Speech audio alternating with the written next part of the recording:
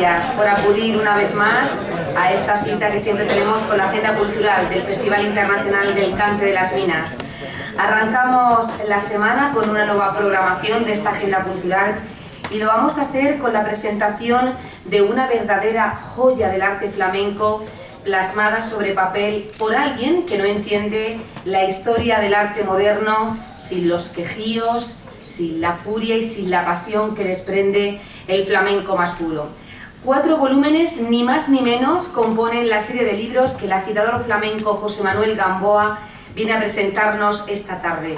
Una verdadera aventura de genios expatriados que regresan de Nueva York, las huellas marcadas de Antonio el bailarín, los acordes de guitarra flamenca desde Manhattan, los pasos de un adolescente Paco de Lucía en tierras americanas, en fin, un sinfín de anécdotas y de historias recogidas en una publicación, en un conjunto de publicaciones que componen en Hermundo, de cómo Nueva York le mangó a París la idea moderna del flamenco.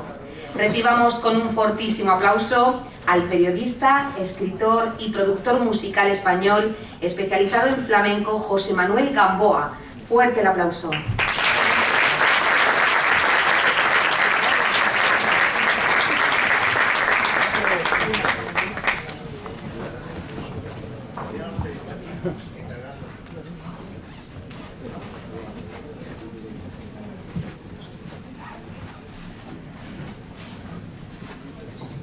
¿Se escucha? Señor alcalde, autoridades, compañeros, aficionados, artistas, que hay de todo. Es un placer estar de nuevo en La Unión, que considero mi segundo pueblo, y presentar aquí un libro que me ha costado 10 años de trabajo, cuando no existía en el Google y te podías meter en los buscadores, entonces había que buscar a mano y leer libros y revistas en inglés del siglo XIX, que cuesta bastante. Me ha venido muy bien, pero sigo sin saber inglés. Entonces, le recomiendo que se dediquen a estudiar inglés de otra forma, porque como flamencólogo no sirve. Entonces, contarles por qué planteé esta historia del flamenco en Nueva York. Lo primero, cuando la Junta de Andalucía decidió que solamente la Junta de Andalucía tenía derecho a opinar respecto al flamenco, que así lo dijeron en el BOA, el boletín de la Junta, el boletín oficial de Andalucía, claro, uno se queda absolutamente sorprendido. Yo fui una de las personas que trabajó en el proyecto para pedir el flamenco patrimonio de la humanidad, declarar el flamenco patrimonio de la humanidad. Bueno, lo hice porque me llamaron para hacerlo, pero me pareció un poco absurdo porque el flamenco era patrimonio de la humanidad desde siglos. Lo que pasa es que se sabía en cualquier sitio, menos en España y menos en Andalucía, que Andalucía muchas veces es la que menos ha hecho por su propio arte. Esto pasa en cualquier sitio, bueno, en cualquier sitio de España. Si fuera en Francia sería de otra forma. Entonces, yo lo que quería dejar constancia es que el flamenco, y yo pondré una pancarta muy grande, el flamenco es de quien lo trabaja, nada más de quien lo trabaja. Aquí no vale opinadores y políticos que decidan lo que quieran decidir. El flamenco va a ser lo que quiera el pueblo, lo que quiera la gente y lo que quieran básicamente los artistas que lo hacen. Y entonces empecé a hacer una lista de esos artistas que han puesto el flamenco en el mundo.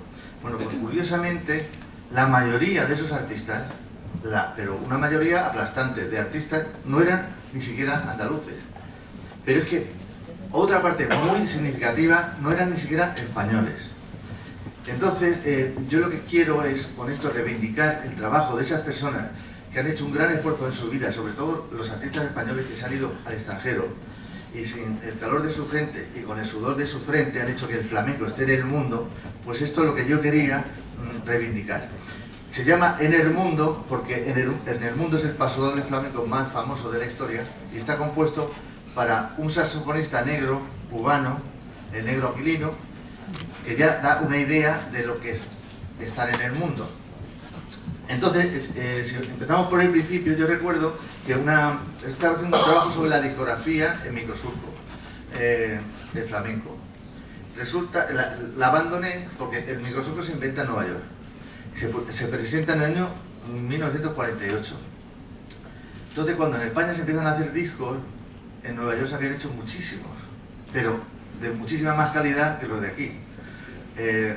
Protagonizados, por ejemplo, por Carmen Amaya o Sabica, por decir dos nombres, que hay muchos más. Entonces, creo que íbamos siempre un poquito por detrás y enterarnos en realidad de lo que está pasando. Por ejemplo, si sabemos que cuando la CBS presenta el primer microsurco, el que se presenta para el mundo entero, este es el nuevo formato, que es lo que va a ser el futuro y lo que será durante 50 años. Pues el primer disco que presentaron fue la obra más famosa que había en Estados Unidos. ¿Cuál era? El Amor Brujo, de Manuel de Falla, que era una obra prácticamente flamenca, todo está basado en estilo flamenco. Y ahora vamos a venirnos a la unión. El principio del flamenco en Estados Unidos es más o menos el mismo que el flamenco en España, porque van de la mano. Una tesis doctoral decía que el flamenco llegó a Estados Unidos en los años 20 de la mano de los inmigrantes. No puede ser posible, bueno, sí, en los años 20, pero del siglo XIX, hay un siglo atrás. Y no de la mano de los inmigrantes. O sea, los inmigrantes, salvo que el inmigrante sea un artista flamenco. El flamenco lo hacen los artistas. Quien sabe hacer flamenco son los artistas. Entonces el flamenco estuvo en Nueva York desde el principio de mano, por supuesto, de los artistas. Por Sirilla, por Soleá no va a bailar. Se puede hacer una sevillana, pero no más. Lo cierto es que vamos a tener una serie de hitos, y los hitos van a ser al final del siglo XIX. Todos conocemos el caso de Carmencita. Su maestra, la primera, gran flamenca, que llega a Nueva York, sería La Cuenca. La Cuenca, que estuvo actuando un tiempo, un personaje, bueno, hay un libro entero sobre ella que hizo José Luis Ortiz Nuevo. Esta fue la maestra de Carmencita. Carmencita ya sabemos a día de hoy quién es, pero lo sabemos ahora, porque ha estado durante un siglo olvidado su personaje.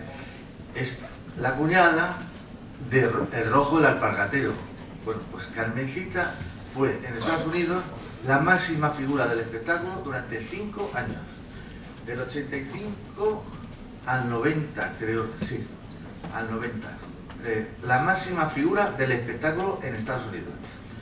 Y Carmencita, que era una bailadora, Carmencita arrastraba masas en el edificio más imponente que había en Nueva York en aquella época, que era el Madison Square Garden, pero no el que conocemos ahora, sino el primero, que era muchísimo más grande, que era la Atalaya de Nueva York, y la torre era una copia de la Giralda.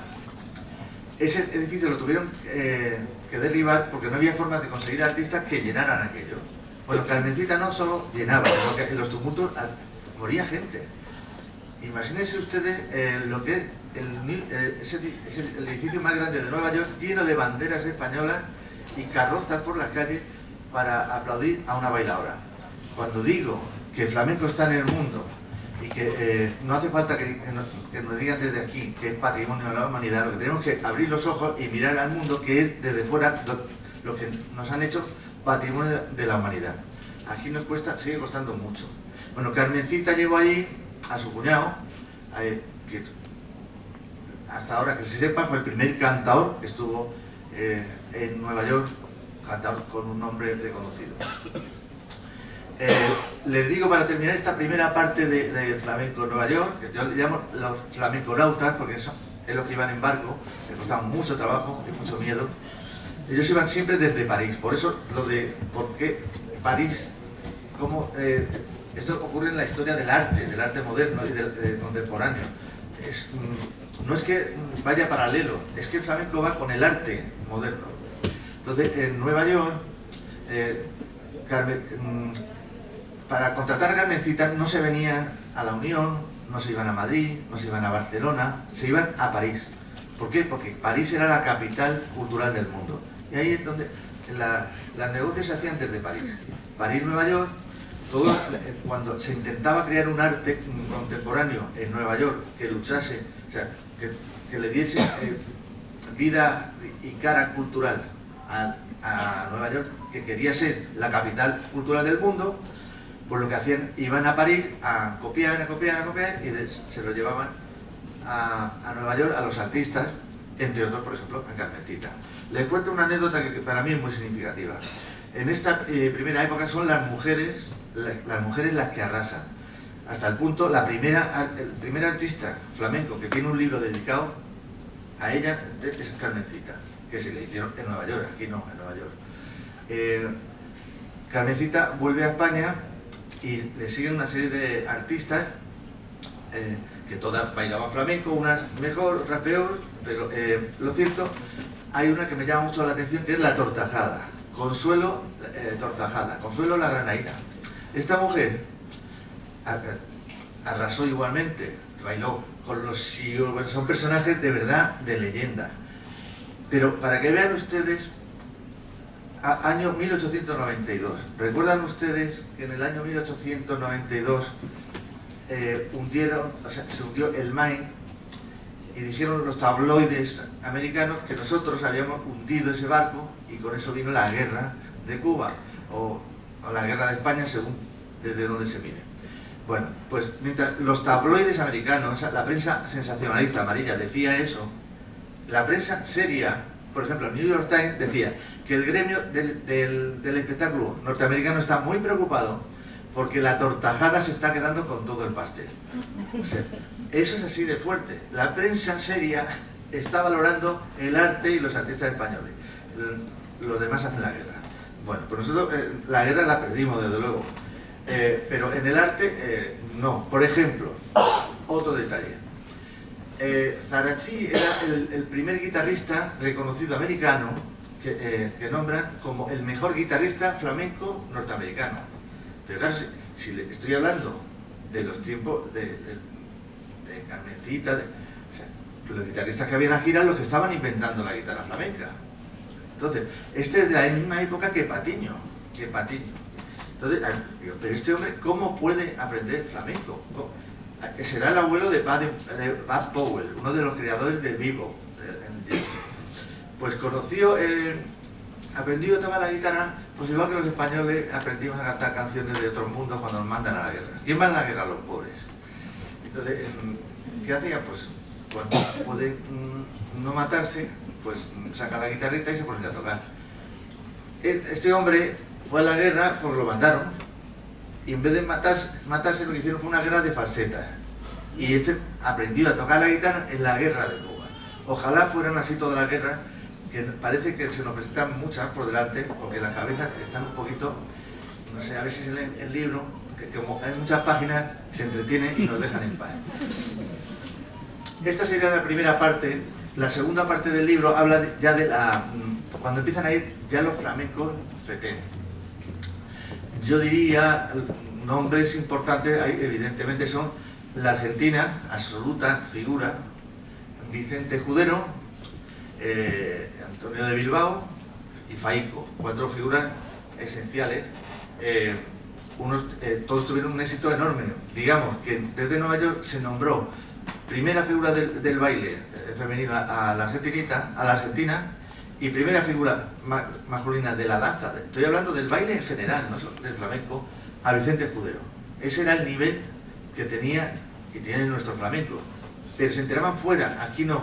Me gustaría que ustedes leyesen las críticas que hace el New York Times de nuestros artistas, que están muy por encima de la que puede hacer el más sabio del flamenco hoy en día. O sea, esto es saber de que... O sea, son personas con una mentalidad abierta y mirando al futuro, no mirando por el retrovisor a ver qué es lo que pasó, sino mirando lo que viene. Bueno, tanto Vicente Escudero como Antonia Merced, como ya digo, se convierten en las máximas figuras de la danza en el mundo. Todavía en España yo creo que hay mucha gente que no sabe quién es la argentinita, quién es la argentina, si Vicente Escudero era bailador o no, en fin. Esto es así de triste. Antonio Bilbao es un bailador de Sevilla, extraordinario bailador, que allí triunfa también absolutamente, y Faico no le digo. Esto grabaron discos, cilindros de cera en el año 9, creo recordar, con estilo flamenco, como por ejemplo la farruca de Faico, pues está grabada. Que Faico es el que creó la farruca. ¿Lo grabaron en España? No, en España no. Lo grabaron en Nueva York. ¿Y cómo fue a Nueva York? Porque en París le insistieron que por favor fuera a Nueva York. El flamenco está unido a las vanguardias artísticas del principio, desde el comienzo. Las vanguardias artísticas entienden el flamenco y a los artistas flamencos como la belleza de esa pobre gente que sin cultura, sin educación ninguna, viviendo en la absoluta miseria, son capaces de crear arte sublime en literatura y en música y en la danza, como son los artistas flamencos. Por eso los apoyaron siempre y estuvieron con ellos desde el principio. Y por eso, desde París, fueron a Nueva York. Digamos, a partir, como no puedo leer todo porque voy a tardar mucho, ahora me voy a pasar del barco al avión. La segunda parte es lo del jet lag flamenco, porque ya van en avión y la cosa es más fácil de atravesar el charco, es más sencillo y sabes que puedes ir y si no te gusta te vuelves. En esta nueva época, digamos, va a ser el gran baile el que va a triunfar. Y van a triunfar, primero eran las bailadoras y luego van a ser los bailadores, porque imitando las costumbres de los ballets rusos, que empezaron a dar preponderancia al bailador, pues empezará una época donde el bailador va a tomar un lugar muy importante. Tan importante, bueno, digamos por ejemplo nombres que ustedes conocen perfectamente: Argentina, Argentinita, Pilar López, Carmen Amaya. Pero si les hablo de José Greco es un bailador nacido en Italia pero norteamericano, pero que tuvo tal éxito, bueno, era Mr. Coca-Cola, le llamaban. Este hombre fue la figura más importante que había aquí, aunque él vivía aquí, pero y sus hijas, bueno, su hija Lola Greco es una maravilla, es una bailarina, pero lo cierto es que no se conoce mucho el trabajo que han hecho estas personas. Contarles algo fundamental. ¿Recuerdan una película que se llama Duende y Misterio del Flamenco, que hizo Anne Neville, que es la primera gran película sobre el flamenco? Esta película se debería haber llamado Duende y Misterio de los flamenconautas. Todos los grandes se tuvieron que ir de España porque aquí no los entendían y no los escuchaban. En París era donde estaban los grandes maestros. Por ejemplo, el maestro Juan Martínez, aquel que Chávez Nogales contó la revolución, el disparate de la revolución rusa a través de la vivencia de este hombre. Juan Martínez decía en los años 30 que era una lástima que si alguien quería aprender a bailar flamenco por derecho, no tenía más remedio que irse a París, porque ahí estaban los únicos que sabían esos bailes. Porque en España dice, ahí está la macarrona que no echan cuenta. Esto era lamentablemente así y tenemos que asumirlo. Entonces, los grandes artistas estaban fuera de España. Luego vino, saben ustedes, una guerra y muchos se tuvieron que ir, pero muchos se fueron por cuestiones políticas, prácticamente nadie. O sea, se iban porque tenían que comer, tenían que trabajar y muchos estaban contratados fuera. En Nueva York se crea la mayor concentración de baile de la historia. Ahí estaba viviendo, por ejemplo, el maestro Juan Martínez, él estuvo con Argentina cuando creó los ballets flamencos en París. Argentina se fue a Nueva York y él terminó en Nueva York. El maestro Juan Martínez, hay dos, hay uno de Cartagena, pero no es este era de Burgos. Pero este hombre era bailador y guitarrista. El final de su vida dejó muchos alumnos en Nueva York y dejó muchos discos grabados, él como tocador. Por ejemplo, con Jacinto Almadén, que es una persona muy apegada al Festival del Cante de las Minas. Me he perdido. No tengo derecho, ¿no? Ahora, bueno, por eso es por donde iba. Los bailadores. Estas personas, en Nueva York, al lado, el Marqués de Cuevas, que era un balletómano, el que mantuvo los ballets rusos después, que eran los ballets de... se me ha ido también. Bueno, esta persona en su casa reunía a toda la aristocracia de la danza. ¿Quién vivía allí? O sea, a diario. Carmen Amaya, Antonio el bailarín, Rosario, Pilar López, la Argentinita. Y estoy diciendo los nombres grandes, porque los de Los secundarios eran iguales artistas de primera categoría. El flamenco, que nosotros vamos a ver, el gran baile flamenco que conocemos hoy en día, donde se gesta, donde se pule, es en Nueva York. ¿Qué les ocurre a estos artistas? Que no se atreven a volver a España, porque claro, han cambiado tanto, es que estas personas están actuando en Broadway, al lado, o sea, con los mejores artistas del mundo. Aprenden, como aprendió Conchita Piqué, entre otras cosas, español e inglés, porque ya se fue sin saber español, cómo hay que colocar los focos, cómo hay que vestirse, todo eso lo aprenden allí. Claro, no se atrevían a volver porque pensaban que iba a fracasar, que no les iban a entender. Y ya me acuerdo dónde iba, a Duende y Misterio del Flamenco. Esa película tenía que llamarse Duende y Misterio del Flamenco, Flamenco Nauta, porque lo que hizo fue recuperar a esos artistas que venían de Nueva York. ¿Cuáles son las dos mayores figuras? Pilar López y Antonio el Bailarín. ¿Por qué vuelven a España? Porque cuando muere Argentinita, viene a enterrarla a Madrid su hermana. Y entonces Edgar Neville la convence que el mejor homenaje que podía hacer a su hermana era continuar y poner a flote el ballet que tenían en Nueva York.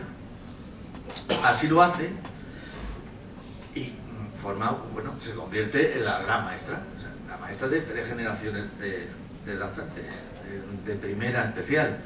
Lo cierto es que el modelo va a ser Pilar López. ¿Quién bailaba con Pilar López?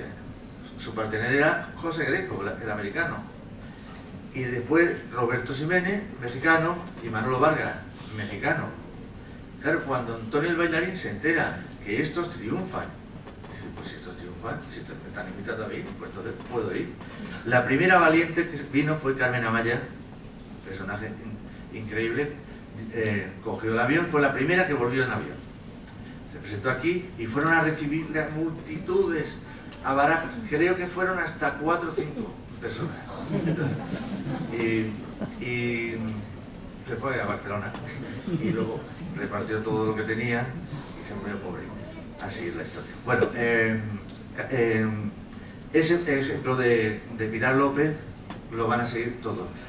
Antonio vuelve y Antonio se convierte en la máxima figura de la danza, y por eso las dos figuras principales sobre las que gira la película de Garnier son Antonio y Pilar López. Con eso creo que está dicho todo. Y ya me voy a ir a la parte final. Hay una figura del mundo del espectáculo, Sol Giuro. Este era el mayor representante artístico del mundo. Este era un enamorado de la danza. Este empezó con la Pavlova. Este fue el que cogió así a Andrés Segovia y dijo, tú para acá, a Argentina, Argentinita, a todos. Empezó por ahí y terminó por Antonio Gades y Paco de Lucía.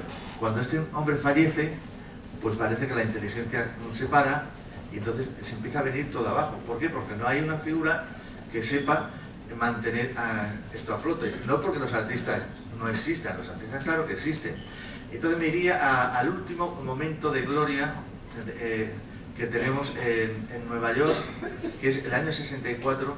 Está Blanca del Rey, la maestra Blanca del Rey, en su tablao, en su casa, en el Corral de la Morería, triunfa después de muchos años en el ballet de Pilar López. Como digo, Pilar López, entiendan ustedes que Pilar López es la que sacó a Los Faico, a Huito, a Mario Maya, a Antonio Gades, y 3 generaciones de primerísima figura. ¿Quién sería esa mujer? Bueno, pues es que venía de Nueva York y por cierto era de San Sebastián.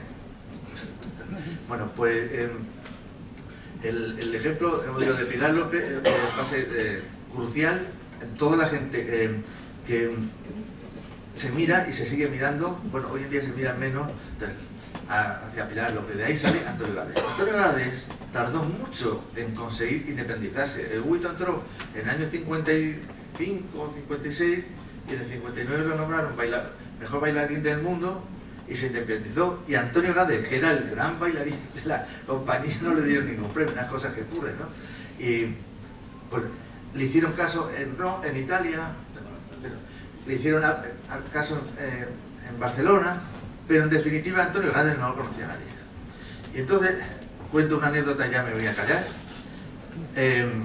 Delante del marido de Blanca del Rey, don Manuel del Rey, que Dios lo tenga en su gloria, que era un hombre sabio, y prudente, pues escuchaba como Manolo Caracol y Gitanillo de Triana, dueños de tablaos, decían: ¿qué te parece a ti el payo ese de Gade? Y dice: muchas piruetas. Y entonces Manuel de Rey dice: ¿no lo queréis? Pues tráemelo a mí. Y se lo llevaron. Y decía Caracol: valiente, mierda ahí, tal, lo que sabíamos del flamenco. Porque claro, fue el triunfo absoluto. Antonio Gade pasó de ahí directamente, bueno, la fama mundial empezó en el Corral de la Morería. Del Corral de la Morería dio el salto a la Feria Mundial de Nueva York del año 64 y se coronó ya la figura absoluta que es. Esa Feria Mundial es fundamental. Tuvimos la suerte de que Rusia no quiso ir y nos dieron el mejor pabellón que había, que era el de Rusia, y lo rellena. El político español que se encargó de hacer esto de verdad se merece un monumento increíble, porque tuvo la capacidad de unir a toda la gente de todos los colores. Presentó, por ejemplo, a Dalí y a Picasso y a Velázquez y a Goya. Entonces limpió la cara de esa España de la guerra civil, del franquismo. Entonces eso hizo que el mundo nos mirara de otra manera. Pero hay que decir que todo el mundo llamó a esa feria, no nosotros, los de allí, la Feria Mundial de España, porque el flamenco arrasó absolutamente. Antonio Gades, el grupo entero de Zambra, Mariemma, por cierto, con Mariemma fue Enrique Morente, que apenas sabía ni cantar, era muy jovencito, y Manuela Vargas, digamos, ese ha sido el momento más álgido del flamenco en Nueva York, y hoy en día se recupera un poco con esto de Flamenco Festival, pero me he saltado Manitas de Plata. Hay mucha gente por ahí muy histórica que hay para contar anécdotas, 2 millones, pero como hay más de 2 millones de gente esperando al siguiente, yo voy a cortar aquí y le voy a decir: el libro se lee perfectamente porque no tiene fotos y así no tengo que explicar la vida. Bueno, muchas gracias por su atención y todo lo que hayamos hecho.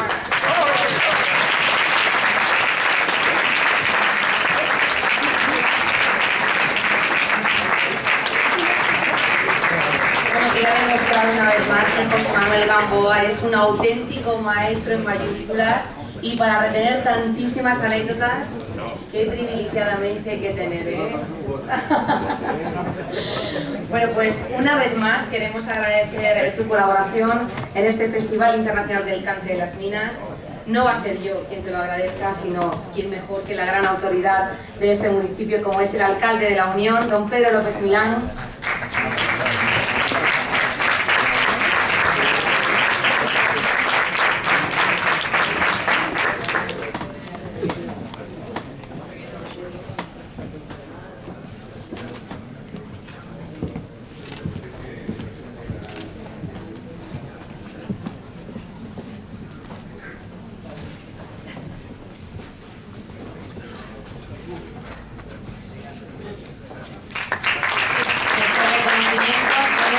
De la Sierra de la Unión y por supuesto con un perfume con mucha alma como es el de la firma Pride.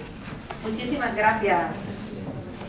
Y bueno, pues como no puede ser de otra manera, seguimos también hablando de flamenco, de los acontecimientos que propiciaron la recuperación, la conservación y difusión de los cantes mineros a partir de aquel primer Festival del Cante de las Minas celebrado en el año 1961. De la mano del investigador, docente y maestro emérito en el IES María Cegarra Salcedo de la Unión, Salvador Saura, vamos a hacer un repaso por los escenarios y carteles de antaño, por esas primeras competiciones de baile, de cante, guitarra y trobo. Recordaremos también aquellas relevantes personalidades del mundo de las letras, de la política, de la música y de la televisión que seguían minuto a minuto cada instante de un festival que años más tarde acabaría convirtiéndose en internacional. Esta tarde Salvador Saura nos va a desvelar por qué el Festival del Cante Minero está considerado como el más importante del mundo flamenco. Fuerte el aplauso para Salvador Saura.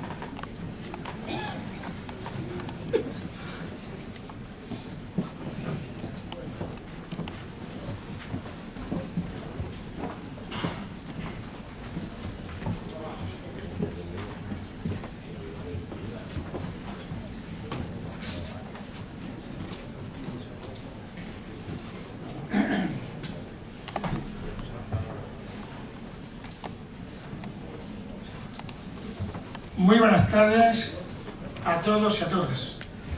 Excelentísimo señor alcalde, autoridades, amigos, foráneos, vecinos, vecinas, muchísimas gracias por asistir a esta conferencia que lleva el título del Festival del Cante Minero, una historia fascinante.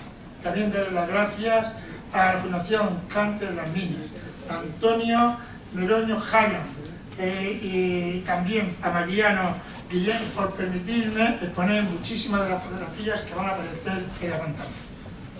Doy por descontado una historia tan fascinante y dolorosa como la del Festival del Cante de las Minas no se puede abarcar en una síntesis de unos 50 minutos. Sin lugar a dudas, ha sido un atrevimiento por mi parte, sobre todo cuando en mi locura he intentado tocar todos los temas que lo engloban.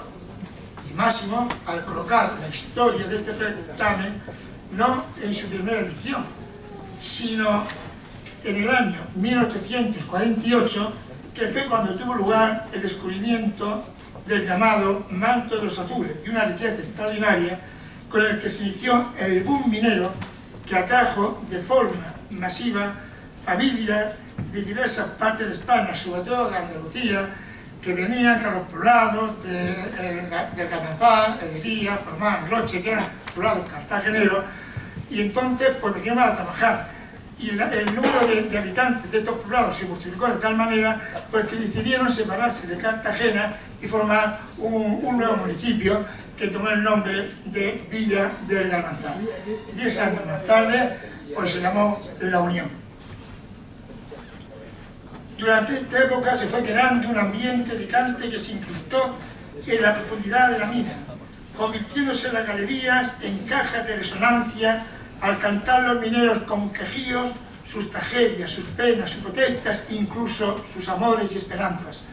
Fenómeno que también se llevó a cabo en los cafés cantantes y las tabernas unioneses.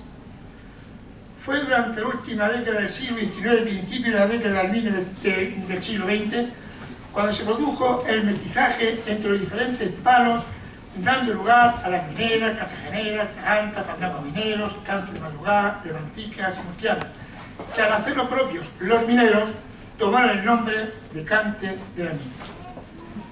Estos toques definitivos los dieron sobre todo los siguientes personajes: Antonio Grau Mora, el Rojo el Alpargatero, patriarca y alma mater de los cantes mineros. En el caso, por ejemplo, forjó varios cantes, pero vamos ahora mismo a hablar solamente de la minera. Para hacer la minera, ¿qué es lo que hizo? Cogió los fandangos, la Atalanta, hizo un mestizaje con los cantes de madrugada, y así fue como surgió la minera. Y así surgieron todos los demás cantes, teniendo como columna vertebral la Atalanta. Otros fueron pues, Juan Abad, Díaz Chilares, Paco el Herrero, Enrique de los Vidales, el Pajarito, Pedro el Morato, Conchita la Mineranda, Joaquín José Vargas el Cojo de Málaga, Antonio Chacón, Emilia Benito la Satisfecha, José Baños el Fanegas, el Guerrita, etc. Precisamente el Fanegas fue el primero que ganó un concurso de cante que está documentado. Tuvo lugar en 1925 con motivo de las fiestas de Rosario. También este concurso se volvió a hacer el año siguiente, lo ganó Delita.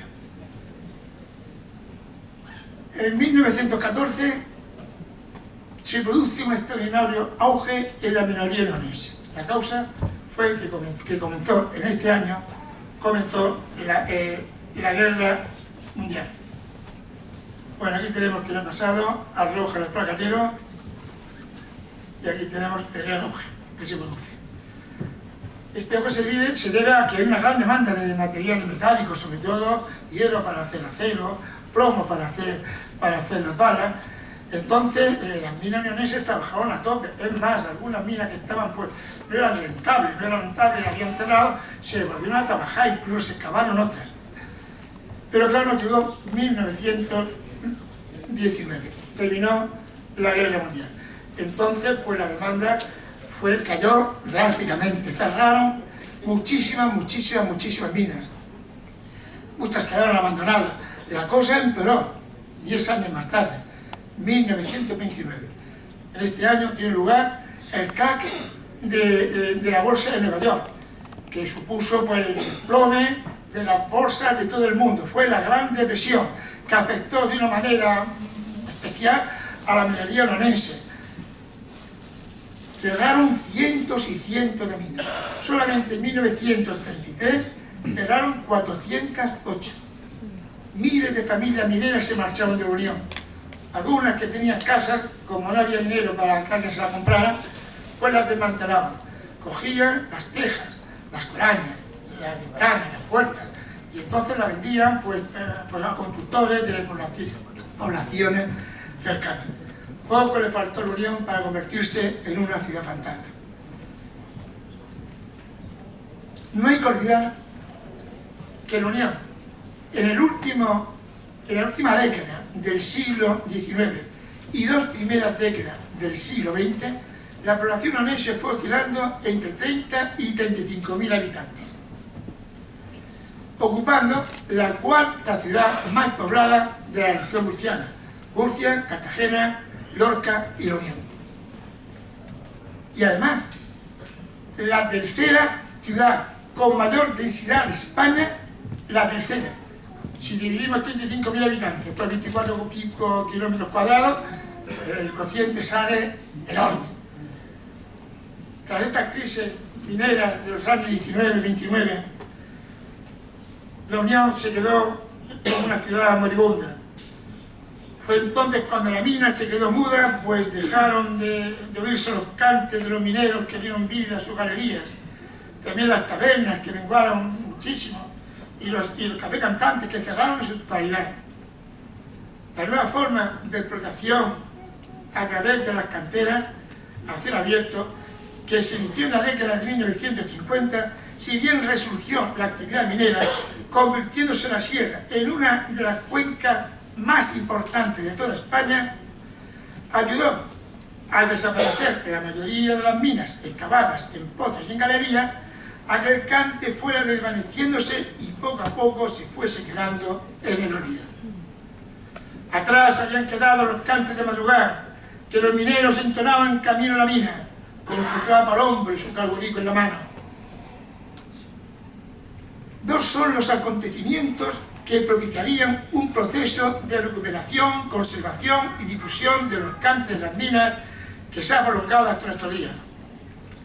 El primero de ellos fue la llegada a Cartagena en 1952 de Antonio Grau Ser, el hijo del Rojo el Alpargatero, cuya labor resultaría decisiva en el resurgir del cante minero al transmitirle al maestro Antonio Piñana los diferentes estilos creados a finales del siglo XIX y principios del siglo XX por su padre y cantadores como Pedro el Morato, el Pajarito, Conchita de la Peñaranda, etc.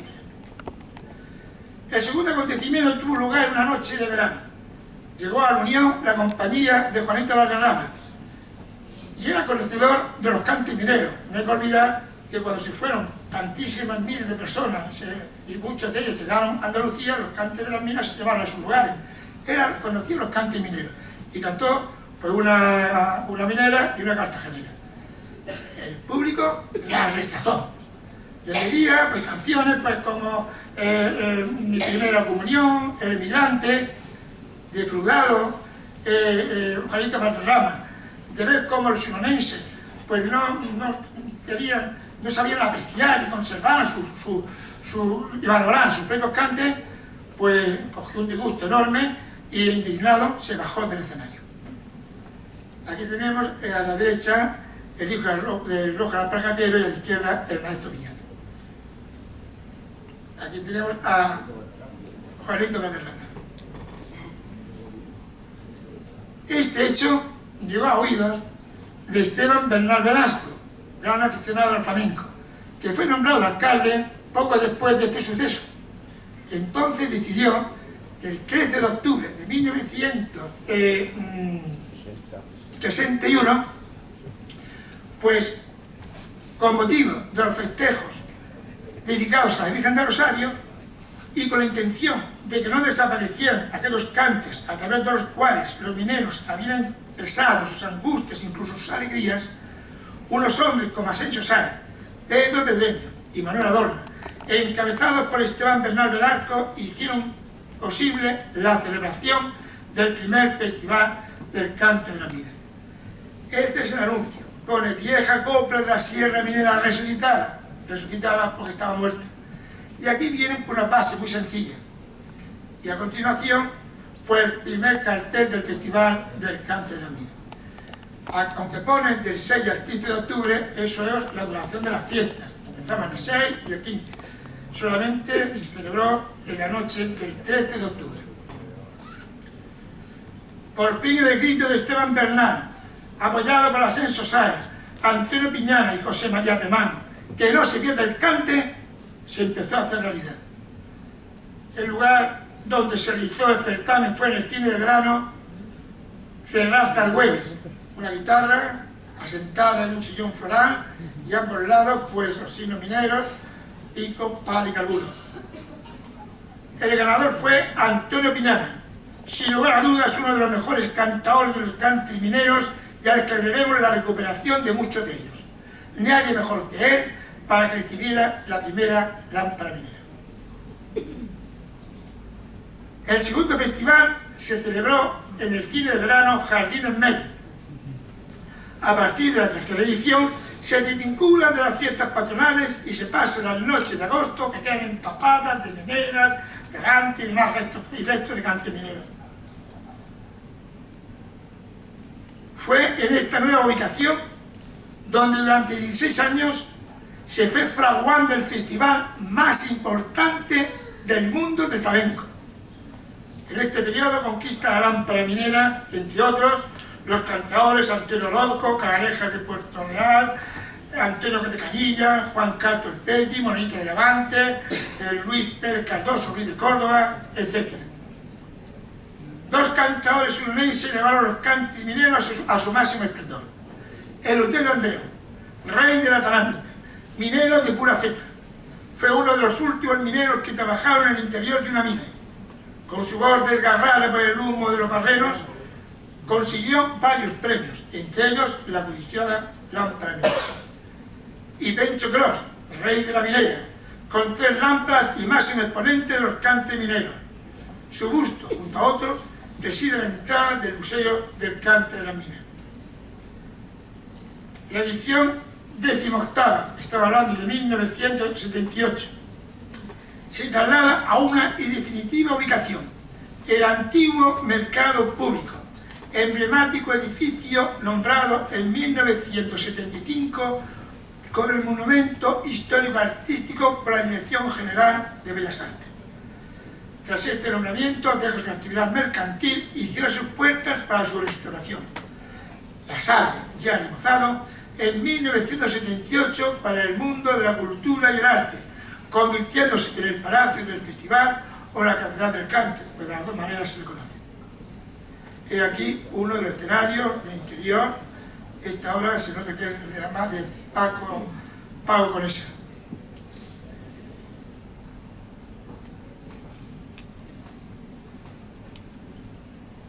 En esta nueva etapa, entre lo que consigue la lámpara minera, distinguimos nada más y nada menos que a Curro Lucena, Maite Martín, Ildefonso Pinto Benjumea, Miguel Poveda, Francisco Contreras El Bungui, Jerónimo Segura, etc. Un enonense se convierte en la reina de los cantes mineros, Encarnación Fernández Fernández, poseedora de 2 lámparas mineras y de otros relevantes premios. Esta cantadora, junto a Eleuterio Andreu y Pencho Cros, constituyen la trinidad unonense del cante de las minas. En el 6º festival se inaugura el himno del certamen, compuesto por Daniel Montorio y Ramón Perelló. Montorio hizo la música y Perelló hizo la letra. Ramón Perelló, un onense, que nació en la calle Bailén, número 29. Fue el letrista más importante de las décadas de 1930, 40, 50 y parte de los 60. Las canciones que salieron de sus manos se cantaron y se tatarearon por millones de personas de distintas generaciones, entre ellas Mijaca, La bien pagada, La falsa moneda, Échale guindas al pavo, La chunga, Me debes un beso, etcétera, etcétera. muchas de ellas cantadas por Imperio Argentina, Concha Piqué, Marifé de Triana, Carlos Cano, Rocío Jurado, Lola Flores, Isabel Pantoja, Rafael, etc. También canciones como Soy minero, Adiós España querida, El Cristo de los Paroles, La hija de Juan Simón, etc., escritas para ser cantadas por el famosísimo Antonio Machín. 4 acontecimientos importantes ocurrieron en 1970. El festival obtiene el Laurel de Murcia. Además se celebra por primera vez la llamada Misa Minera, que fue retransmitida a lo largo de los años en repetidas ocasiones por televisión española, llegando a las saetas, mineras, cartageneras, tarantas, que los cantadores lanzaban al Cristo de los mineros y a su Santa Madre, a que todos los hogares españoles, que llegara a todos los hogares españoles.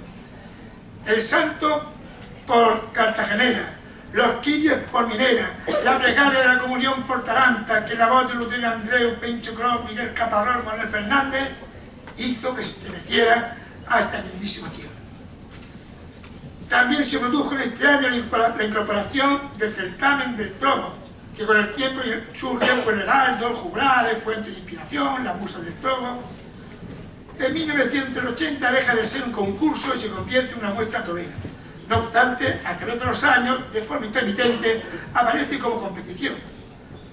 Nombres como Pedro Cantari, el Lotero, el Repuntín, el Patiñero, el Enteradillo, Ángel Cegarra, Conejo II, Ángel Roca, Pepe Santapolero, David Castejón, el Miope, el Parmesano, Juan Santo el Barán, el Casiste y tantos otros, la mayoría ya fallecidos, conquistaron edición tras edición los corazones de todos los uruguayeses.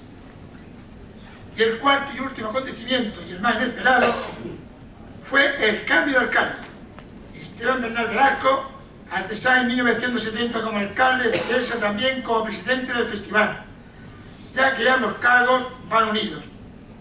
Sus sucesores, Antonio Sánchez Pérez, Andrés Martínez Cánova, Salvador Alcalá Pérez, Juan Antonio Sánchez Castañón Conesa, José Manuel Sáenz Pargas, Francisco Bernabé Pérez, Julio García Cegarra y Pedro López Milán han ido asumiendo la grata responsabilidad de la conservación del certamen, no escatimando esfuerzos y siguiendo una línea de continuidad entre ellos, si bien intentando mejorar lo mejorable y dando cada uno de ellos su propio toque personal.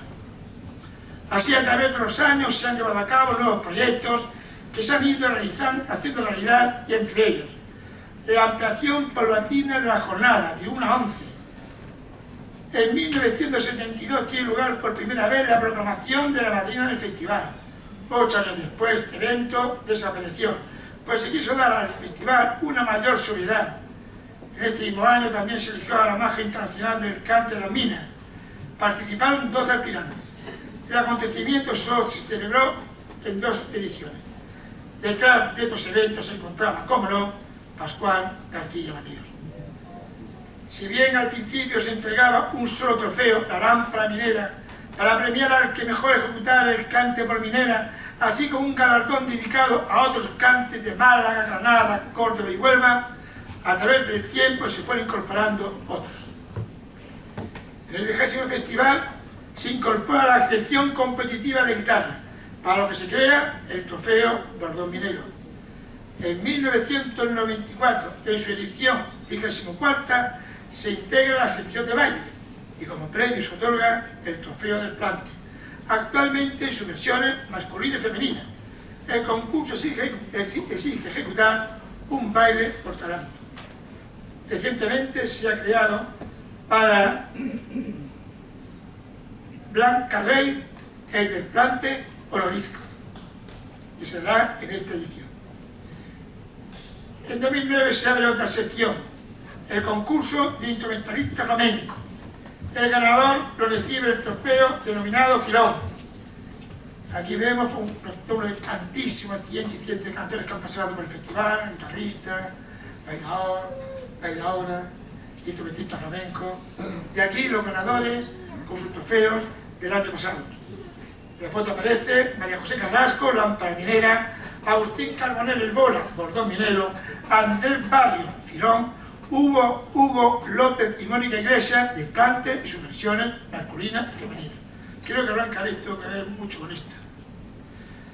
También se crea en 2016 la lámpara minera honorífica, siendo el primer galardonada, y hasta ahora el único, Alfonso Paredes Castilla, Niño Alfonso.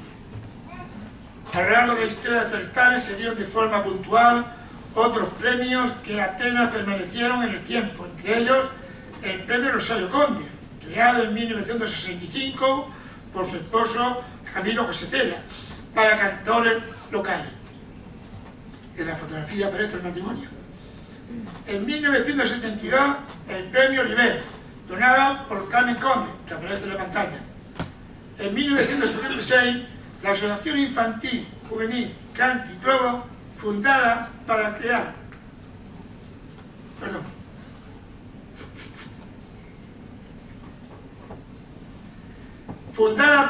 una cantera onubense que diera perpetuidad al cante y al trovo local, dona el premio Manuel Adorna para concursantes jóvenes. Este premio lo ganó Mari Carmen García Gallardo, que tiene 16 años, y pertenecía a la asociación. Desgraciadamente, 2 años después murió en un accidente de tráfico. Y cuando cantaba la media granaína, la gente se ponía de pie y eran minutos y minutos y minutos, larguísimos minutos de pie aplaudiendo a esta criatura. Esta asociación la fundé yo en el año 1974. Se presentó en un restaurante a todas las peñas flamencas de la región. Y desde entonces, pues todos los años hacíamos una gala en la sala de fiestas La Carroza. Un año lo hicimos en el hogar del productor del Llano del Real. Bueno, pues en 1976, que fue cuando murió Pepe Marchena, pues la gala la hicimos en homenaje a Pepe Marchena. Después de la gala, pues invité al jurado calificador, que yo nombraba, pues lo llevé al bar Cuatro Puertas, y su dueño, Pepe Castilla, era un gran aficionado a Pepe Marchena. Y al entrar al bar me di cuenta que en el reservado estaba lleno de fotografías de Pepe Marchena. Y entonces se me ocurrió una idea. Y le dije al jurado, oye, ¿por qué no formáis vosotros una peña flamenca que se llame Pepe Marchena? Incluso le puse a Pascual García Mateo, que estaba con nosotros, que fuese el presidente. Al final, esta peña, después de varios reuniones, que cogí que fuese ese reservado de las Cuatro Puertas, que fuese en la sede de ellos. No se hizo en ese momento, pero después de varias reuniones, pues se nombró como presidente Abaqui, después José Esteban, y junto con la Peña Roja del Alpargatero y Peña de la Unión y Pepe Marchena fueron durante varias décadas las más importantes que hubo en la ciudad minera. Nombres consagrados del flamenco, como Miguel Poveda, Vicente Amigo, Rocío Márquez, Israel Galván, Juana Michuela Nieto, Maite Martín, Jerónimo Segura, etc., han triunfado en la Unión recibiendo el empujón que lo ha lanzado a la fama, al abrirles el camino para convertirse en primera figura dentro del mundo del flamenco. Durante la jornada de la celebración del festival tiene lugar una convocatoria cultural institucional en la que el arte, la cultura y el cante se unen en un abrazo. De ella emanan los siguientes premios. A partir de 1972, el premio a la investigación. También en 1972 se crea el premio al mejor trabajo publicado en prensa o difundido en radio o televisión sobre la Unión y su festival. Creación en 1974 de los premios Andrés Cegarra para el concurso de letras de la minera, y en 1979 los premios Tertulia Mesa Café para el concurso de letras y otros cantos mineros. En ediciones puntuales se estableció el concurso para elegir el cartel anunciador. El galardón para estos premios ha ido cambiando. Aquí consiste en 2 manos haciendo palmas, luego en 3 mujeres abrazadas que representaban a la minera, a la cartagenera y a la taranta. Aquí lo recibe la bailadora Blanca Rey de las manos de Manuel Sales. Luego, de montaña en forma de dama o de lanza. En 2016 se decide homenajear en cada edición a los antiguos mineros y a sus viudas, a los que se le entrega una placa conmemorativa, en este caso a Salvador Gadián y a Carmen Luca. Con el paso del tiempo se han ido quedando más galardones institucionales y culturales. Creación del Carburo de Oro en 1974, que fue sustituido en 1981 por el Castillete de Oro, máxima distinción que otorga el festival para premiar la labor de aquellas personas o entidades que más incidan en el festival. Entre otros, lo han recibido Alejandro Sanz. Aquí lo veo mirándolo en su solapa y aquí recogiendo el diploma. Camilo José Cela, Niebla, Estrella Morente, María Reñas, etcétera, etcétera. También orenenses como Esteban Bernal Velasco, Pencho Cros, Antonio Sánchez Pérez, Asensio Sáenz y Paco Ródenas. Y entre las entidades distinguimos al Instituto Cervantes, a la Radio Televisión Española, a la región de Murcia y en la presente edición a la Brigada Central de Salvamento Minero de Asturias y al Cabrero. En 2001 vuelve a otorgarse el Carburo de Oro. Lo poseen entre otros Esteban Bernal Velasco, Génesis García, Paco Ródenas, José Riguela, Patricio Peñafiel, etc.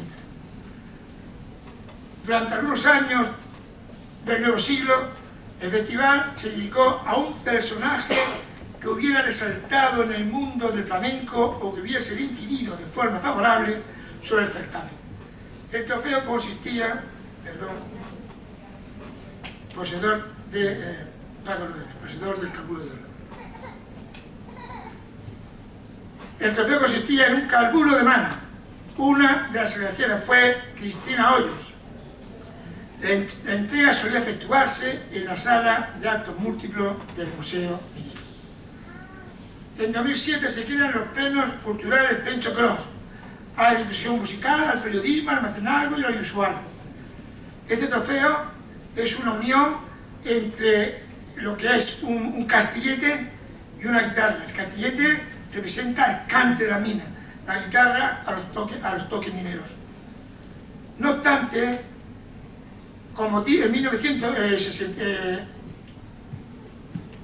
en el 2017, con motivo de su décimo aniversario de su muerte, pues se entregó solamente en esa ocasión este trofeo, en el que aparece pues Pencho Cros en actitud de este busto, en actitud de estar cantando.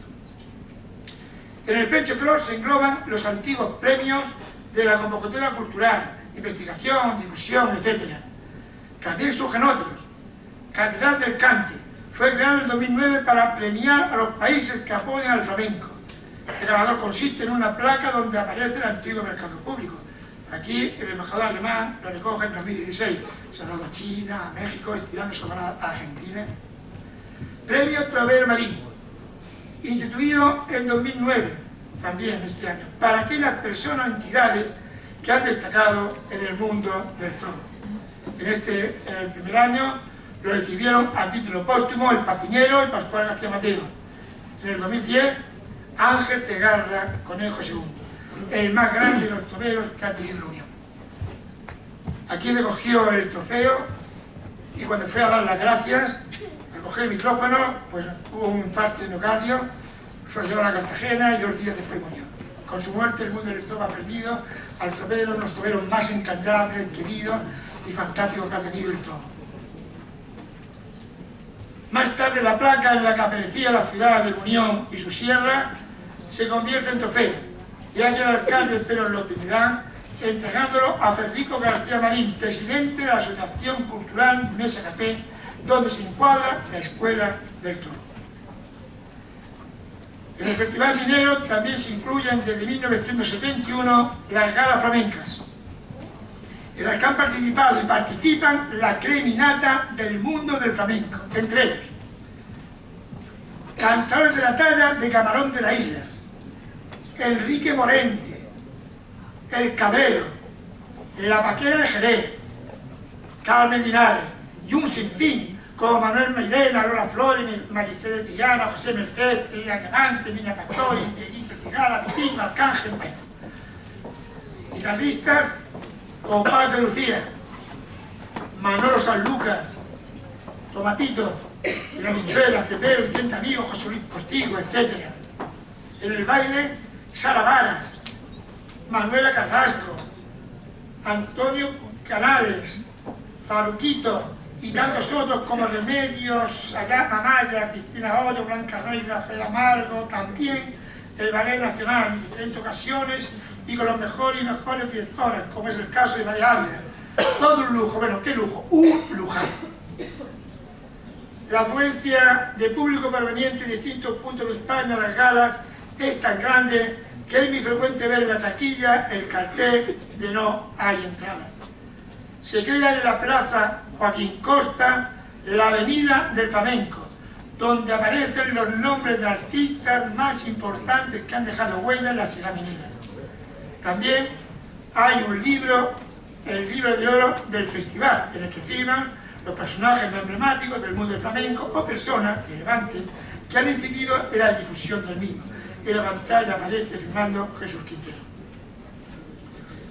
Además, se llevan a cabo actos paralelos, muestras de cante en las plazas, exposiciones de fotografía, pintura y escultura, cursos de cante, guitarra, baile, cajón y palmas, presentación de libros relacionados con temas sumonenses o con el mundo del flamenco, ponencias sobre temas monográficos, proyecciones de películas de temática minera, presentación de CDs de cantores de reconocido prestigio, etc. También las madrugadas flamencas. Cuando la Catedral del Cante al cerrar sus puertas queda muda, la copla sale a la calle.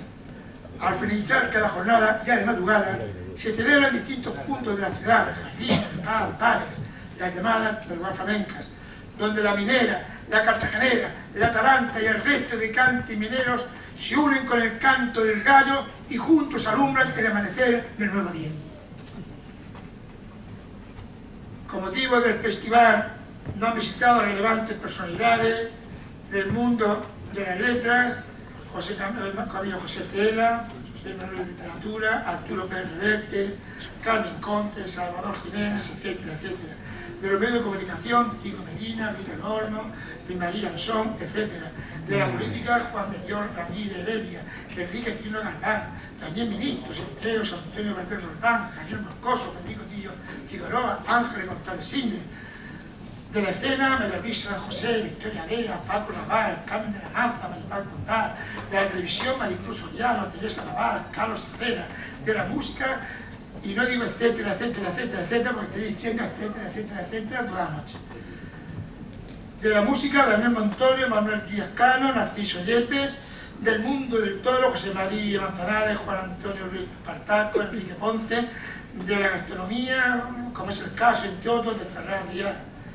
Personajes todos relevantes de la vida española en sus diferentes facetas, que bien venían invitados como pregoneros, premiados, heraldos, juglares o musas del trobo, aunque otros solo para gustar del cante y del ambiente cultural que envuelve al mismo. En la década de 1900 y parte del nuevo siglo, pintores de fama internacional como Eduardo Chillida, Antoni Tapias, Antonio Saura, Miquel Barceló, Edwin Betor, Ramón Gaya, Rafael Canogal, José Niebla, Luis Galuncho, etc., confeccionan los carteles anunciadores del festival. También se eligen obras de artistas famosos fallecidos, Miró, Picasso, Dalí, que le otorgan un gran prestigio.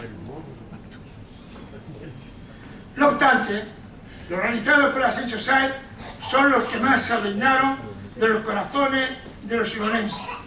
Hizo los 9 primeros carteles, bueno, desde 1967, que ya han dado por los festivales de España. Este fue desde 1968 y luego se repuso en el 2017. Además, el escenario se hizo con piezas de este cartel. Quedan grabados en la historia del festival los nombres de 6 pintores simonenses, la mayoría ya fallecidos, que tras año de forma gratuita fueron confeccionando, además de muchos carteles, los diferentes decorados escénicos, convirtiéndolos en uno de los alicientes más importantes del festival. Nos referimos, empezando por la izquierda, a Paco Conesa, a Asensio Sáez, el jovencísimo Esteban Bernal Aguirre, y después del alcalde Andrés Martínez Cánova, pues aparecen Hernández Co y Fulgencio Cegarra. Falta Pedro Ginés Cedrano. Y Esteban Bernal Aguirre, además de haber colaborado en la confección de muchos de ellos, ha realizado los últimos decorados en el plan del arte con la técnica digital, con unos resultados que han sido elogiados por todos los medios de comunicación. Veamos algunos de aquellos escenarios.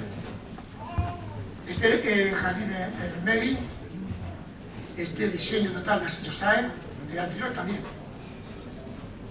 Aquí vemos uno donde el sol sirve como enlace entre lo que es el mar y la sierra. Por las mañanas dejaban las puertas abiertas y era un continuo peregrinar de la ciudadanía que iba a visitar pues para ver porque ya he dicho antes, era uno de los mayores alicientes, visitar y ver los escenarios.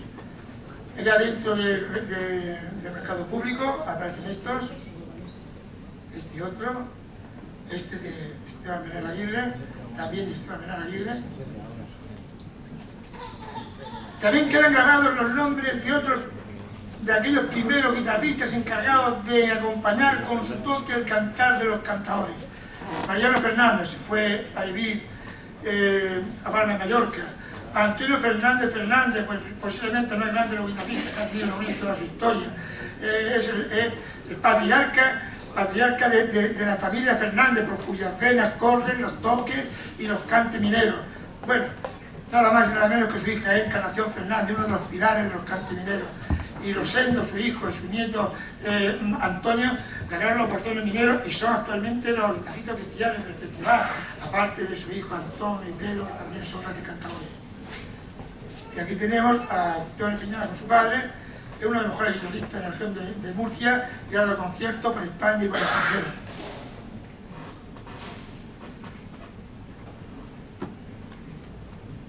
En cuanto a los pregoneros, estos empiezan a ejercer su labor a partir de 1968, entre ellos Asensio Sáenz, Tico Medina, Carmen Conde, Federico Tillo Figueroa, Luis María Ansó, Luis del Olmo, Fernando Sánchez Dagó, José Sanquistán, Carlos Herrera y un largo etcétera lleno de personajes famosos de la radio, de la televisión, de la política, de las letras y las artes. Lo mismo con los presentadores, famosos periodistas, presentadores de televisión española y de la radio, entre ellos Jesús Álvarez, Marisol González con José Luis Uribarri, que también formó pareja con Pilar Cañada, en la foto aparece en medio de ellos Morenito delante. A partir de Andrés Martínez Cánovas, los alcaldes, aunque mantenían la presidencia del festival, delegaron la organización del mismo a una comisión dirigida por el concejal de Cultura, que se convertía en el coordinador del evento. Entre ellos, Juan Jiménez, que aparece en la foto entregando una distinción a Pencho Crón. En 1992 surge la figura del director del certamen, que podía recaer en una persona ajena a la corporación municipal. El primero fue el periodista Antonio Parra. En 1967 el Festival Minero aparece en los carteles de festivales de España. En 1969 el Ministerio de Información y Turismo lo eleva a categoría nacional compartiendo este título con el de Córdoba. Aquí, ahí está. Este también fue el último de los carteles que pintó Asensio Sáenz.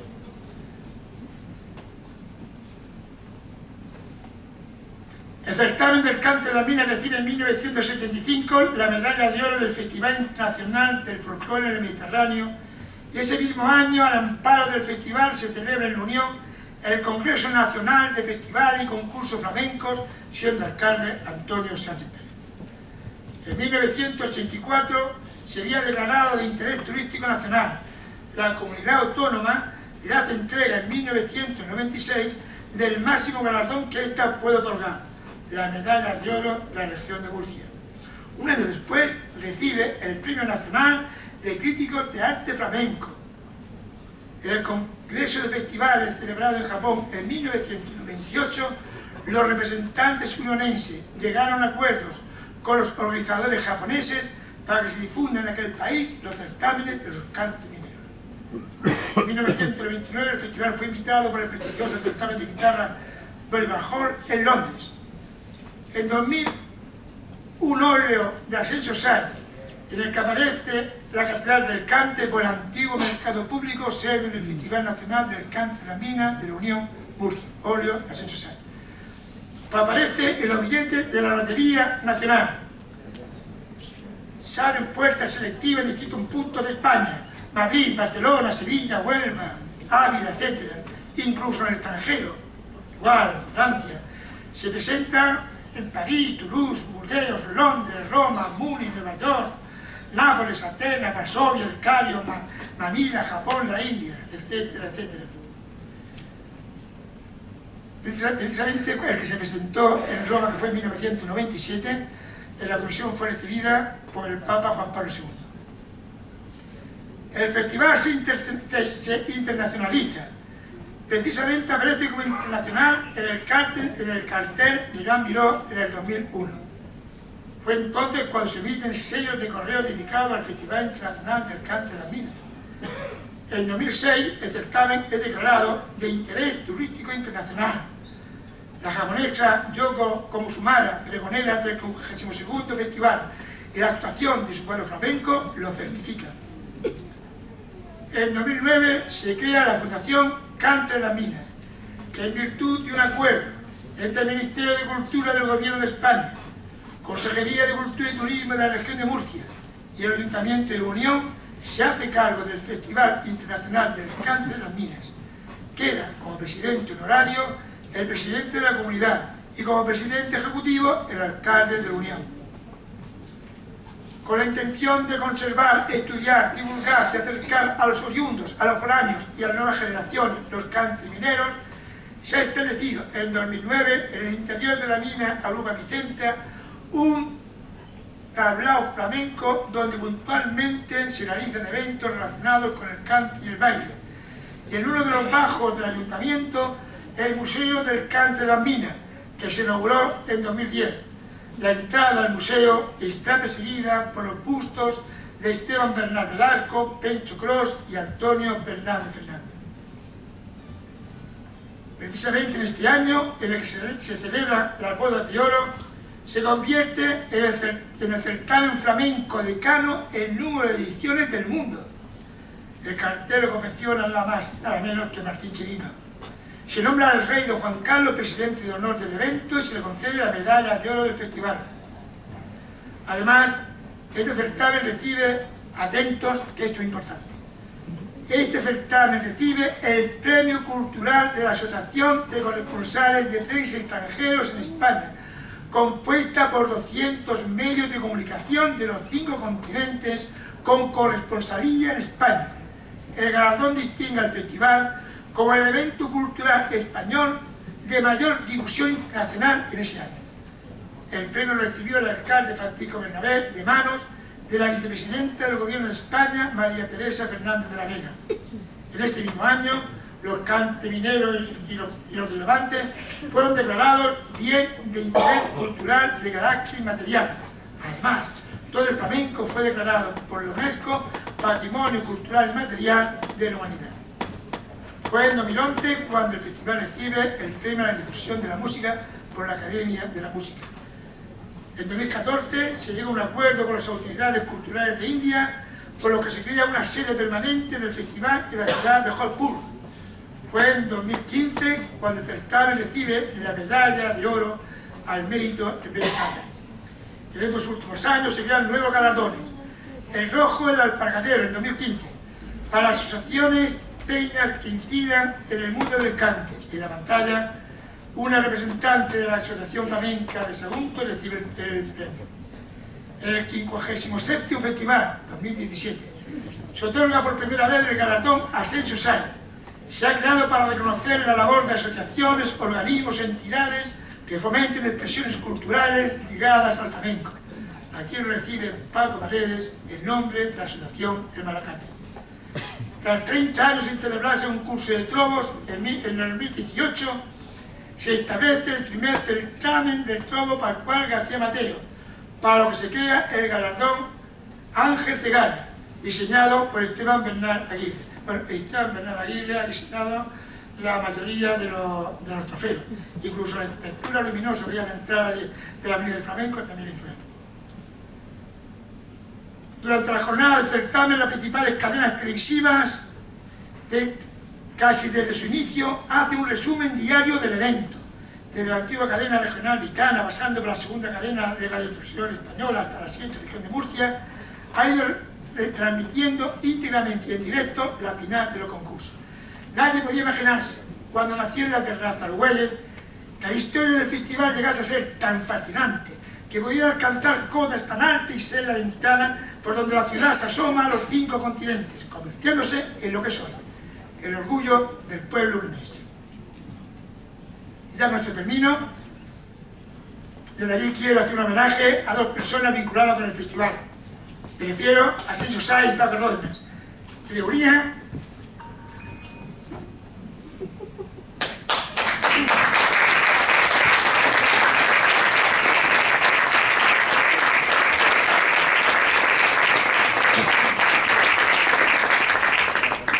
el amor que tenían por la tierra que le vio nacer. Para ellos, la mejor tierra del mundo, solamente superada por la tierra en la que ellos en este momento están habitando. Una tierra donde no existe el duelo, ni el dolor, ni el llanto, ni el miedo, ni el sufrimiento, ni la angustia, ni la enfermedad, ni la muerte. Una tierra que es el cielo. Señores y señoras, muchísimas gracias.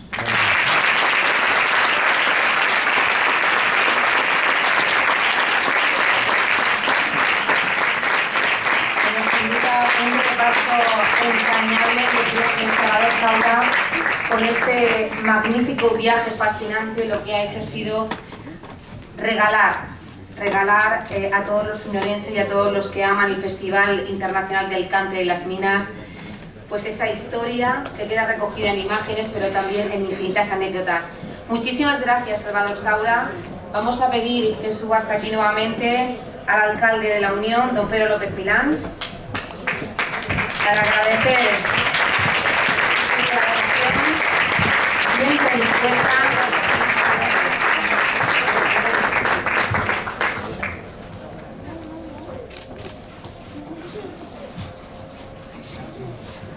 y nuevamente será un perfume de la firma Pradi y, como no, un mineral de la Sierra de la Unión.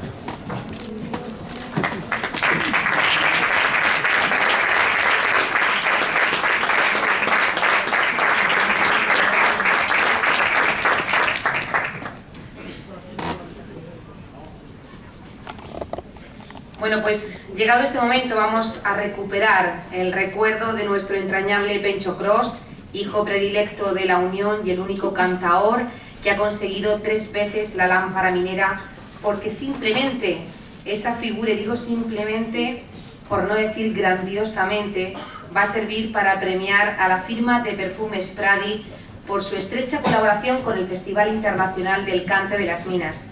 Una empresa que inició su andadura como un hobby entre las paredes de una farmacia y, sin llegar a imaginarlo, ha llegado a convertirse en el mayor fabricante de perfumes de la región de Murcia y de España, e incluso con una notable presencia en Europa y poco a poco abriendo camino también en otros continentes.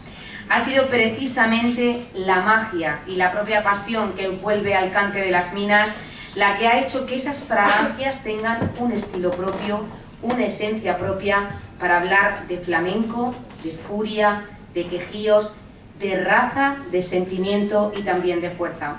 Este perfume con alma, bien podríamos decir que se ha convertido en el aroma indiscutible de esta 59 edición, y por eso el galardón Pencho Cros al mecenazgo 2019 tenía que representar indiscutiblemente a la firma de cosméticos y fragancias Pradi.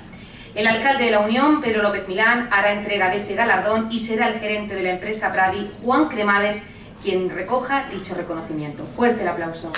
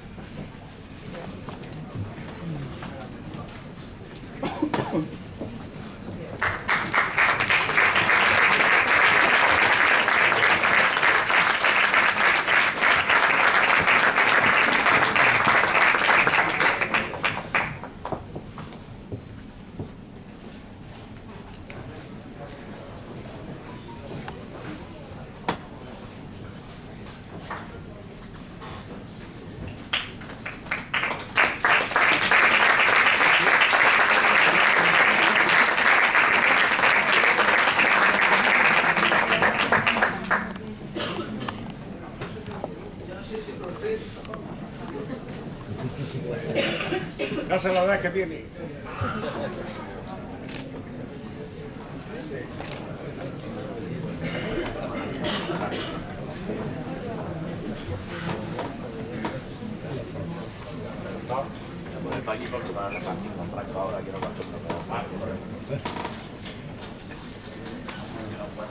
Buenas noches a todos, muchísimos señor alcalde, autoridades. Después del repaso que nos han dado, voy a intentar ser muy breve en mis palabras. Y en primer lugar,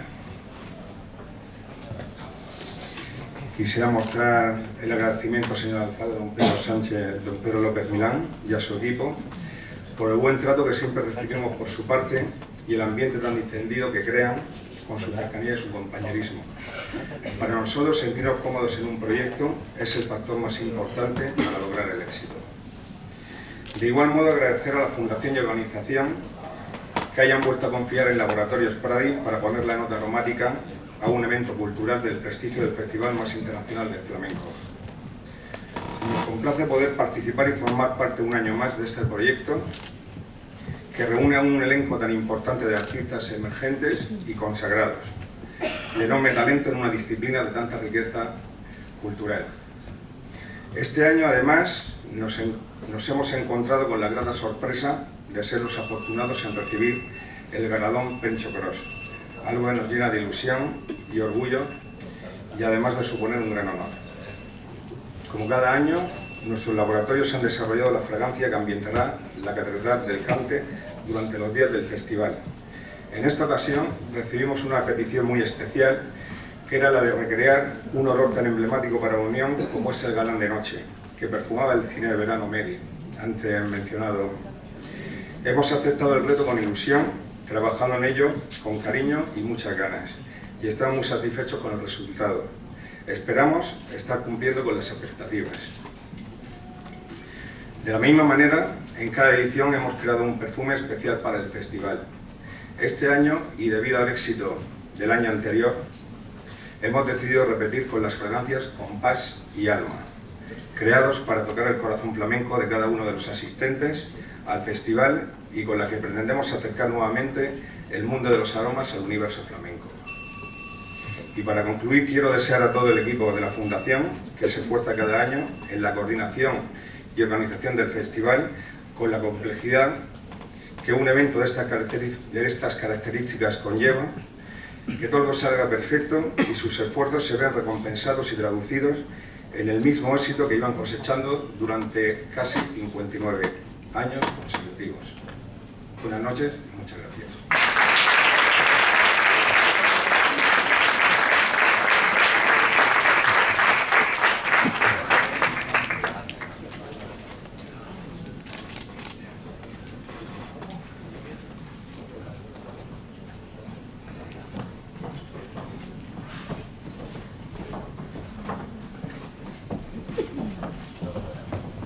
Bueno, llegados ya a este momento, a este punto de esta agenda cultural, me gustaría recordar una expresión que bien define a los dos premiados que a título póstumo recibirán el galardón Pencho Cross al periodismo esta tarde. La expresión es: los genios nunca mueren y las grandes personas tampoco. Esa es la esencia y la propia impronta personal que Pepe Albaladejo y Pedro Valeros han dejado entre todos los unionenses, los cartageneros y entre todos los que aman el cante de las minas en general. A Pepe es difícil no imaginarlo con su cámara sostenida fuertemente entre las manos. La fotografía era su pasión, pero su arte era tal que se atrevió incluso a realizar caricaturas, a dibujar con carboncillo y hasta incluso a elaborar maquetas de barcos o casas de muñecas, porque Pepe era incansable y siempre estaba creando. Durante más de 2 décadas, sus colaboraciones fotográficas llegaron hasta las páginas de La Verdad, de Diario 16 y de La Opinión, pero también a instituciones como COEC, la Asamblea Regional, el Ayuntamiento de Cartagena y, por supuesto, al Festival del Cante de las Minas. Quienes lo conocen dicen que Pepe fue un gran profesional, pero también un tipo de corazón grande, gran compañero y un padre de familia para quitarse el sombrero. Hoy será su viuda Isabel Fernández Beas quien recoja el galardón que la Fundación Cante de las Minas quiere hacer entrega a este inolvidable cronista de la imagen. Por tanto, en esta 59 edición, el primero de los premios Pencho Cross al periodismo de esta tarde es, a título póstumo, para el fotógrafo y profesional Pepe Albaladejo. Hace entrega del galardón el alcalde de la Unión, don Pedro López Milán.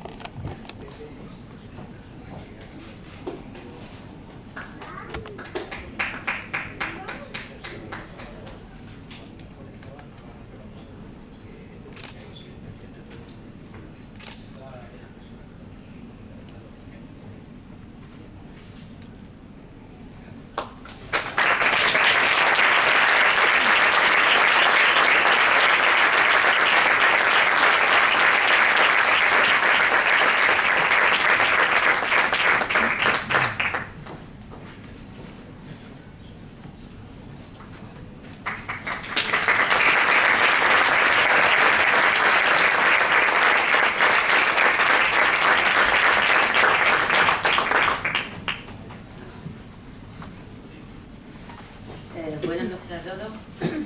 Nada más que quiero decir unas palabras que me salen del corazón. Simplemente muchísimas gracias por este homenaje hacia mi marido, y en nombre de mis hijos y el mío propio no tengo palabras para agradecerlo. Buenas noches.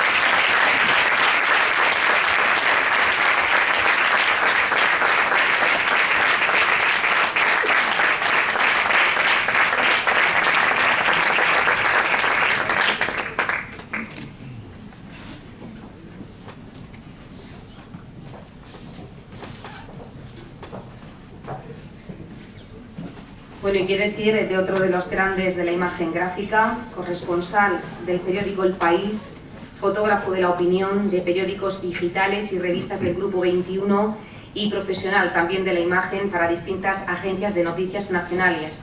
La huella de Pedro Valeros siempre será inmortal.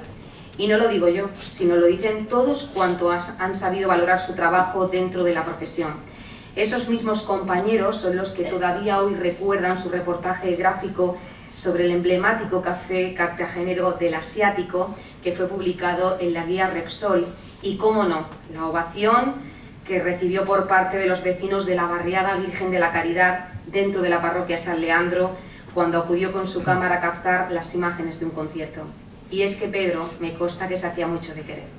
Buscaba siempre la naturalidad y la expresividad de todo lo que fotografiaba, ya fuera una rueda de prensa, como si fuera la batalla de cartagineses y romanos, los desfiles pasionarios de Semana Santa y, cómo no, las actuaciones flamencas del Cante de las Minas. Su cámara no descansaba, pero tampoco lo hacía su moto Aprilia, ni siquiera cuando la enfermedad empezó a hacer mella en Pedro. Es merecido, por tanto, que el galardón Pencho Cross al periodismo 2019 también sirva para ensalzar la figura de otro gran genio profesional, como siempre fue Pedro Valeros. El alcalde de la Unión nuevamente, Pedro López Milán, hará entrega de ese reconocimiento a sus hermanas Clara y Vicky Valeros.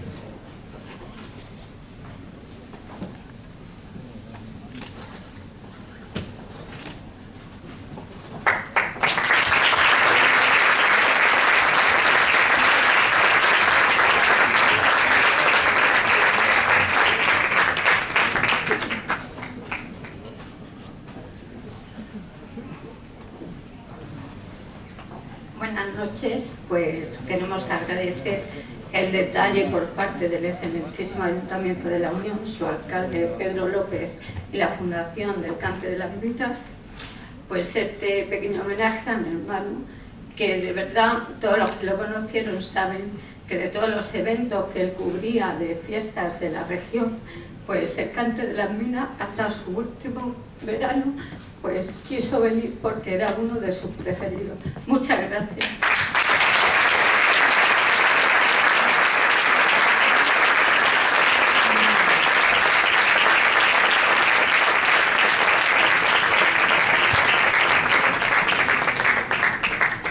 Clausuramos esta jornada cultural en la Casa del Piñón, como siempre escuchando las palabras del alcalde de La Unión, don Pedro López Milán.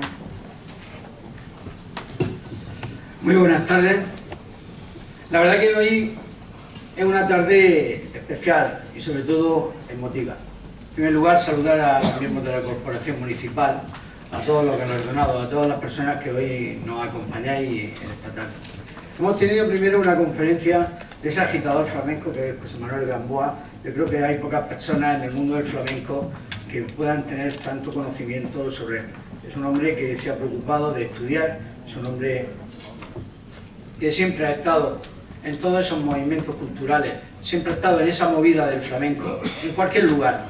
Un hombre que tiene una relación especial con este municipio que es de agradecer. Una persona que periódicamente también nos hace el favor de pertenecer al jurado del Festival Internacional del Cante de las Minas.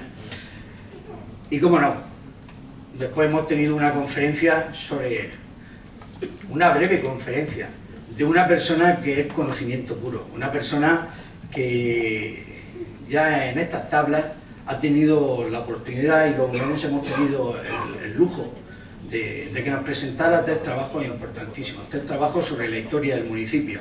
Y hoy nos ha presentado una síntesis, puesto que en 45-50 minutos, 59 años, es un suspiro. Pero Salvador Saura tiene algo que lo engrandece cada vez que habla de su municipio. Ese sentimiento de unionense, ese sentimiento hacia todos los nuestros y también hacia su gente. Es digno de alabar esa emoción cada vez que todos recordamos y añoramos a Asensio Sáez, pero sobre todo a nuestro amigo, a Paco Ródenas. Yo creo que está todo, siempre va a estar en nuestra mente, Salvador. Yo creo que no será tu última conferencia, tenemos muchas cosas pendientes, tenemos que hablar de muchos temas, como tú dices, porque siempre dices, bueno, ya veré, pero yo creo que estás en plenitud, tienes tiempo y este municipio te necesita, y te necesita porque tú eres una persona que lo que hace es trasladar ese sentimiento a todos los demás. No todo el mundo tiene ese don de transmitir. Tú eres docente, eres maestro emérito, vas a ser siempre alguien para transmitir conocimiento y no podemos, este municipio no se puede privar de ese conocimiento, Salvador. Por eso te digo que no será la última, seguro que no, que nos vamos a entender en muchas cuestiones y seguro que en esta próxima edición, el festival va a cumplir 60 años, todavía nos tienes que asesorar, nos tienes que ilustrar con muchas cuestiones. Seguro que sí, Salvador. Muchas gracias por ese trabajo, por ese empeño, por esa dedicación y por ese cariño que tienes a tu municipio, que es el nuestro, y porque lo que quieres y lo que haces es transmitir ese sentimiento, que yo creo que es el sentimiento que todos tenemos que tener hacia nuestra tierra. Y bueno, de Juan, decir que fue un descubrimiento, Pradi, un descubrimiento. El otro día le digo, Juan, que vino tu hermano, y dice, ¿cuál de ellos? Yo no sabía que son varios hermanos. Pero la verdad que desde el inicio de nuestra andadura es difícil encontrar una empresa o empresas que quieran ir de la mano, que quieran colaborar. Y Pradi desde el inicio siempre ha sido una empresa que le ha dado un toque de distinción a este festival, en todo, y de elegancia. Siempre buscando una fragancia distinta. Ya el primer año fue una sorpresa tremenda cuando estábamos regalando esos dosificadores con los perfumes, con esos nombres tan flamencos. Posteriormente, crear ese ambiente dentro del festival, es cierto. Este año, cuando visitamos su fábrica, que hay que decir que es un lujo, hay que darle la enhorabuena, puesto que en la región de Murcia tenemos tantas y tantas cosas, tantas y tantas empresas que nos sorprenden, pero en este caso estamos hablando de una empresa puntera en el sector, que yo creo que hay que visitar vuestra factoría y ver la profesionalidad, y ver cómo trabajáis, y ver cómo innováis. Le pedí precisamente, como ha recordado Salvador, quien haya estado en la terraza del Meri, muchas de las personas que estáis aquí son muy jóvenes y no habéis tenido esa sensación. Era un olor galán de noche y jazmín. Tú me propusiste el jazmín y yo te dije galán de noche, pero lo que está claro es que el año próximo tendremos que tener los dos. Por eso hay que daros las gracias, porque lo que hacéis hace que este festival se engrandezca. Muchas gracias, muy merecido el galardón. Esta es vuestra casa, que nuestro camino tiene que seguir juntos y porque ya formáis parte de esta familia. Muchas gracias, Juan. Y muchas gracias a Clara.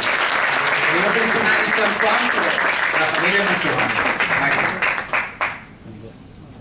Y yo llegado a este momento también estoy como Salvador, se me seca la boca, de verdad. Porque yo recuerdo en agosto pasado, fui a visitar a un familiar al hospital y tropecé con Pepe y con su señor, que estaban fuera.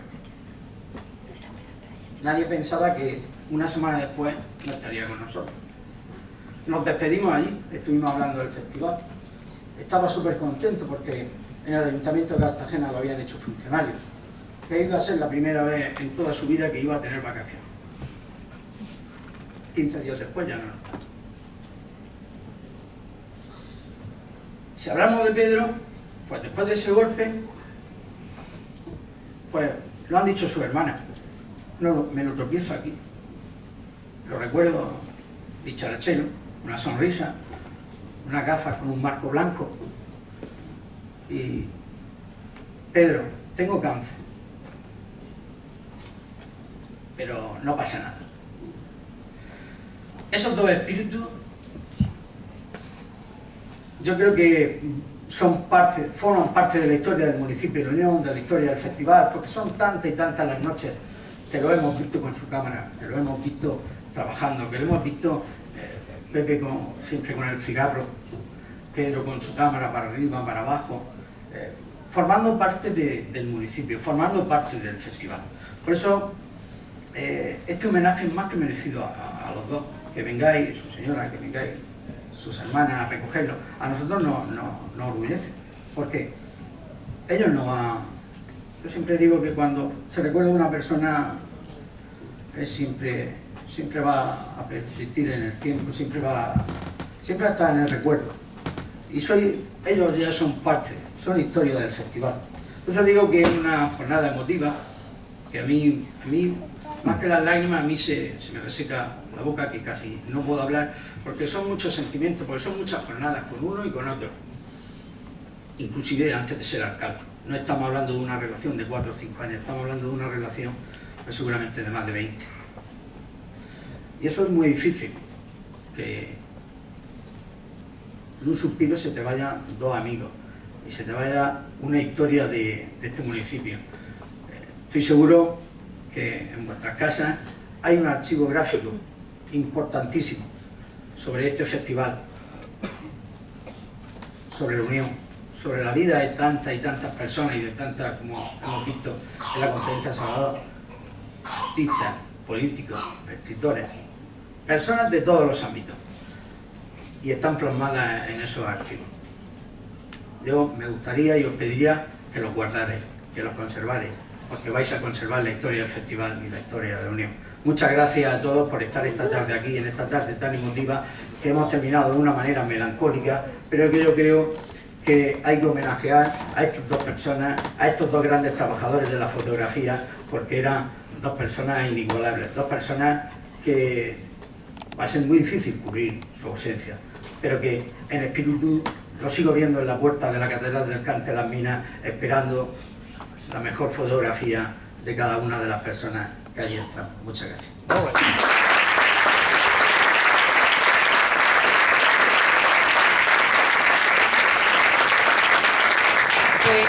a todos nuevamente por asistir. Les recuerdo que tienen esa cita ineludible en la Catedral del Cante, en el antiguo mercado público, con la gala flamenca que esta noche contará con las actuaciones de Jeromo Segura y José Nece. Muchísimas gracias y sigan disfrutando del festival.